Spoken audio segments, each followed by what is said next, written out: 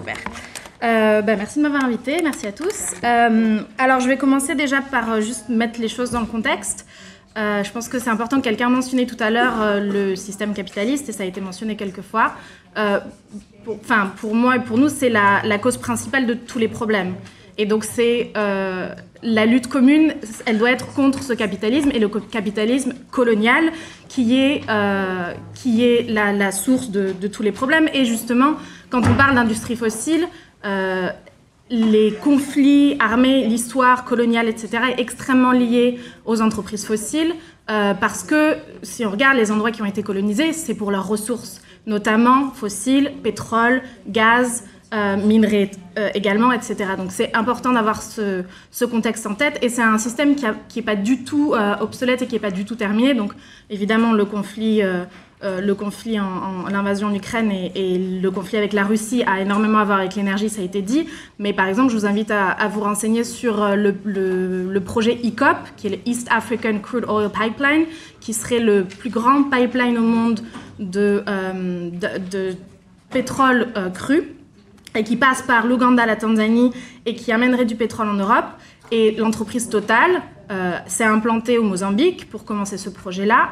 Et comme à chaque fois qu'une entreprise fossile s'installe dans un endroit, on a eu déplacement de population, accaparement des terres, des gens qui ont perdu leur mode de vie, etc. Et il y a un conflit très violent au Mozambique depuis maintenant 2 ans. Total s'est retiré du projet, mais le conflit continue. Et donc, par exemple, c'est un exemple flagrant de la manière dont les entreprises fossiles créent des conflits et les populations en souffrent. Au-delà de l'aspect climat,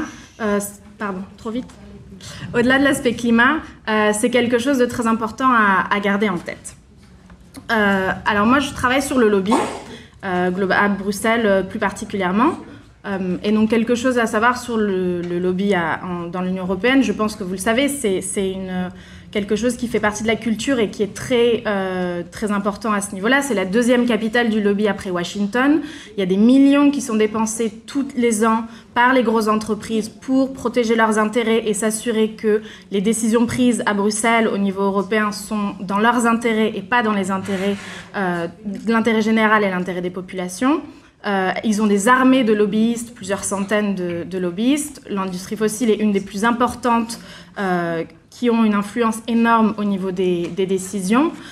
Et je vais peut-être juste prendre 2 exemples pour illustrer ça, notamment par rapport à ce secteur-là. Je ne sais pas si vous avez entendu parler de la discussion sur la taxonomie. L'Union européenne est très forte pour inventer des noms qui sont incompréhensibles et des acronymes assez tirés par les cheveux. Mais la taxonomie, en fait, c'est tout un cadre pour stimuler les investissements dans les énergies dites renouvelables. Et il y a eu une bataille féroce qui a été menée au niveau européen et les lobbies ont gagné, notamment le lobby de l'industrie du gaz russe. Et malheureusement, l'Union européenne considère que le gaz fossile et le nucléaire sont des énergies renouvelables et que donc ça a été inclus dans la liste. Et Greenpeace France a fait une étude l'année dernière et a calculé que l'industrie fossile russe uniquement gagnerait 4 milliards d'euros par an grâce à l'inclusion du nucléaire et du gaz dans cette taxonomie, puisque la Russie, évidemment, avant la guerre, fournissait 45% du gaz qui venait en Europe, mais aussi traite énormément de déchets nucléaires qui sont acheminés des pays européens vers la Russie. Donc c'est le premier exemple. Le deuxième exemple n'est pas forcément lié exactement à l'industrie fossile, mais c'est quelque chose qui se passe actuellement. C'est la discussion autour des minerais et des matières critiques. Donc la Commission a juste publié un acte sur les matières critiques en Europe. Et en fait, l'idée, c'est de booster l'industrie du minerai. Et c'est quelque chose qui est en discussion depuis quelques années, mais l'idée, en fait, c'est du greenwashing total, c'est-à-dire que l'excuse qui est prise, c'est de dire il faut qu'on passe au renouvelable, il va nous falloir des panneaux solaires, des voitures électriques, etc. Et toutes ces structures-là ont besoin de minerais, de lithium, de barium, etc., de plein d'autres métaux. Et donc, évidemment, l'industrie minière est ravie, puisque ça veut dire qu'elle va pouvoir s'en donner à cœur joie partout dans le monde, mais aussi en Europe. Et par exemple, dans ce fameux acte sur les matières critiques, il y a plusieurs minéraux qui ont été mis dans la liste, notamment le tungstène et le barium, qui sont des métaux qui ne servent pas aux matières renouvelables, mais qui sont cruciaux pour l'industrie de la défense. Et donc, ça a été parce que l'industrie minière et l'industrie aéronautique, et notamment de la défense, ont beaucoup de liens ensemble. Et donc, c'est quelque chose qui est passé à la Commission. Le dossier n'est évidemment pas terminé. Ça doit maintenant passer au Parlement. Donc, je vous invite à contacter vos députés européens et à leur passer le petit message. Et ensuite, il y aura une discussion au Conseil. Mais voilà, donc c'est des choses on utilise le prétexte de la transition écologique pour augmenter l'industrie minière et pour faire profiter à l'industrie. On l'a vu également cet hiver avec la crise du gaz qui a été mentionnée aussi, où pendant que les gens avaient du mal à payer leurs factures à la fin du mois et les gens ont dû prendre des décisions entre manger et chauffer leur logement, les industries fossiles se sont mis des milliards dans la poche. Et le premier réflexe de la présidente de la Commission européenne, Ursula von der Leyen, en mars, quand la crise a commencé, ça a été d'appeler les PDG des entreprises fossiles, d'avoir une réunion avec eux et de leur demander quoi faire. Et donc la solution a été trouvée par les gens qui profitent de cette crise, qui ont créé cette crise, et donc c'est le cercle vicieux.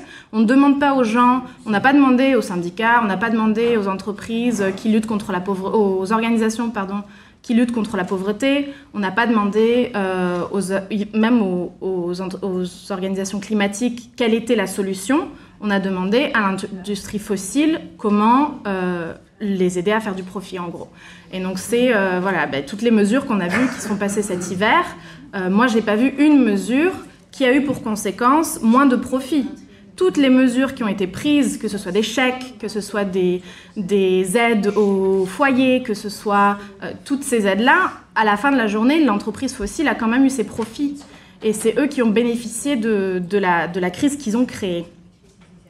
Donc ça, 2 exemples. Peut-être le dernier exemple qui est lié au lobby, qui est quelque chose que Laetitia a mentionné tout à l'heure dans la séance de tout à l'heure, c'est l'aspect surveillance et l'aspect technologie. Et c'est important de dire que les plus gros lobbies au niveau européen, c'est les entreprises, c'est Facebook, c'est Google, c'est Meta, c'est Amazon, c'est Leonardo, c'est toutes les entreprises de défense et de technologie qui ont énormément d'accès et qui poussent aussi pour que toutes les solutions de défense soient intégrées avec des outils de surveillance qui sont utilisés pour l'instant, par exemple, sur les populations migrantes, mais qui sont des projets d'expérimentation pour ensuite l'étendre à la population générale et utiliser évidemment sur le sujet de la défense. Donc voilà, c'est un petit peu le paysage du lobby et des entreprises fossiles un peu en particulier qui profitent. Et tant qu'on n'aura pas une transition juste qui met les travailleurs au centre de la discussion et qui démantèle l'industrie fossile, on continuera à avoir du conflit, on continuera à avoir des inégalités, on continuera à avoir des profits astronomiques et des gens poussés dans la pauvreté à la même occasion. Voilà.